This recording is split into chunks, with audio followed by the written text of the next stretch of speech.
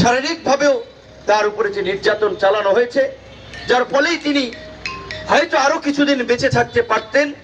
অসুস্থ হয়ে হাসপাতালে দীর্ঘদিন চিকিৎসাধীন থেকে মৃত্যুবরণ করেছেন। কিন্তু ওই যে আল্লাহ পাক যেটা কোরআনে বলেছেন, অতুজ্জু মান্তাসা অতুজিল্লু মান্তাসা, অর্থাৎ আল্লাহ যাকে চান তাকে সম্মানিত করেন, যাকে চান তাকে লাঞ্ছিত করেন।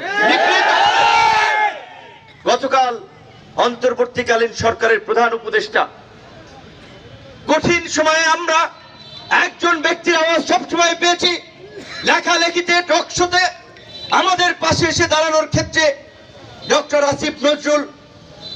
অনেকে যদিও বলেন যে সে কি বিপিনুরের লোক বা বিপিনুর আসিফ নজরুলের লোক, কিছু কিছু মানুষ এই সমস্ত কথা বলে, কিন্তু আমরা একটা কথা বলতে পারি, আজকে অনেক বিশ্ববিদ্যালয়ের উপাচার্য, শিক্ষক সমিতির নেতা, বিভিন্ন ধরনের সংগঠন নামে আমরা দোকান দেখতে পাই,